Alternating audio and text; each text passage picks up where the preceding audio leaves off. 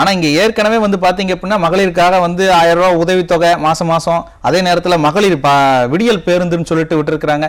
இதெல்லாம் ஒரு பிரோஜனமான திட்டமா தானே பெண்கள் இன்னைக்கு பாத்துட்டு இருக்காங்க இல்லையா?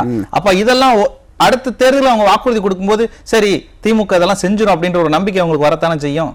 முத்து நீங்க சொல்றது சரி. ஆனா அந்த வாக்குறுதி கொடுத்தாங்க 1000 ரூபாய் மகளிர் விடியல் பேருந்துலாம் சொன்னாங்க. ஆனா அதனோட நிலவரம் இங்க எப்படி இருக்கு, களத்துல எப்படி இருக்கு அப்படின்னு நம்ம அதை ஒரு விஷயம் பார்க்கணும்ல.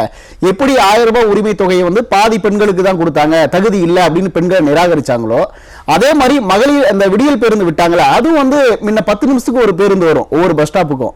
ஆனா இவங்க அந்த விடியல் பிங்க் பேருந்து விட்ட பிறகு அரை மணி நேரம் 1 மணி நேரத்துக்கு ஒரு பேருந்து தான் வருது. மீறி பெண்கள் இலவசமா பயணம் பண்றாங்கன்னு பஸ்ல பயணம் பண்ணா அங்க இருக்க கண்டக்டர்ல இருந்து ஓட்டுநர் இருந்து அவங்களை வந்து அவமதிக்கிற செய்தியெல்லாம் நம்ம ஊடகங்கள்ல பார்த்துட்டு இருக்கோம். ஏன் திமுகவோட அமைச்சரே ஓசி பயணம் அப்படின்னு பெண்களை கேவலமா பேசலாம் நம்ம பார்த்தோம். அப்படி இருக்கும்போது 2026க்கு திமுக பெண்களுக்காக ஏற்படுத்தக்கூடிய இல்ல ஏமாத்துறதுக்காக கொடுக்கக்கூடிய இந்த வாக்குறுதிகள் வந்து கை கொடுக்காது அப்படின்னு தான் நான் சொல்லுவேன்.